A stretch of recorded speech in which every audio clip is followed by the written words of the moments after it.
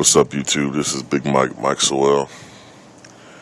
Um, Last I checked the game, Oklahoma was up 52-47 halftime. Kobe had 5 points in the first half. Durant had 14. For most of the season, Kobe's led league in scoring. Um, However, in the last month or so, his lead has kind of evaporated in that area. Um, I think going into this game, Kobe had a 27.89 scoring average to Durant's 27.79. So really, is anybody's chance to between those two to take the scoring title. Whoever just scores the most points the next two games is going to get it. Now I know that it's not really that important, winning the scoring title, but I think there's some importance with this award this year because, particularly for Kobe, if Kobe can capture the scoring title this year, this will be his third scoring title of his career. He won it in 2005, 2006, averaging 35.4 points per game, and 2006, 2007, averaging 31.7 points per game, I believe. So this would be his third scoring title if he can maintain his lead. Also,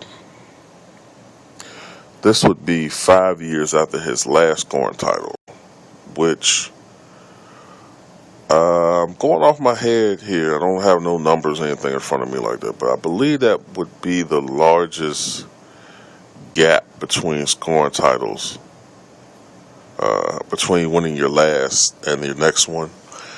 I believe that would be the largest gap in NBA history.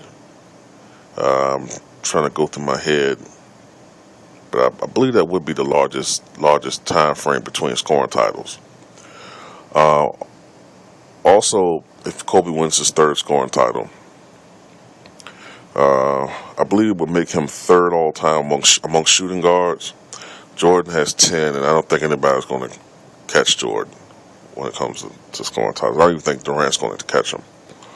And then you have you have George Gervin and Allen Iverson tied for second, I believe. Both had 4 scoring titles apiece. Um, but um, if Kevin Durant wins the scoring title, that would be significant because it would be his third consecutive scoring title, and that would add to his legacy as the premier scorer in the league. And it would, from memory, I'm trying to go through my head. Like I said, I don't have any notes. I just picked up the phone and started talking. But I believe that it would be he would be the first player since Michael Jordan to win 3 consecutive scoring titles. So that would be important to his legacy. Um, there have been other very close scoring races in the past. Um, the first one that comes to mind is 1977-78 between George Gervin and David Thompson. I believe the last day of the season, David Thompson, I believe they were playing the Detroit Pistons. And I think David Thompson scored, at that time, an NBA record 32 points in the first quarter, I believe it was. And then he had 53 points at halftime. And he only, I said that with quotation marks, only scored 20 points in the second half, had 73 points. And it looked like, he had the scoring title wrapped up. George Gervin, I think while he was in the locker room preparing for his game, I believe they played the New Orleans Jazz. At that time, the Jazz were in New Orleans. And, of course, the Iceman played with the Spurs. And he figured out in his head that that he needed to score at least 58 points. So he comes out, and at first he comes out very cold. I think he missed his first 6 shots, but then he got it going, and I believe he scored a new NBA record, 33 points in the second quarter. And early in the third quarter, Gervin looked over and saw that he had 63 points, saw that he had enough points to wrap it up, and he pretty much sat out the majority of the second half. And if Gervin really wanted to, you guys talk about 81 points, Gervin could have scored. The way he was going, Gervin could have scored probably 90 if he wanted to. But anyway, I think another close scoring race would be the 1997-98 season. Well, toward the end anyway, between Michael Jordan and Shaquille O'Neal. My memory serves correctly, Shaq started really getting into a groove later in that season. I think he had like a 50-point game against the New Jersey Nets in April of that year. And I think that was the first time in his prime that Michael Jordan was seriously challenged for the scoring lead. Generally, he always had a comfortable, if not huge, lead against the second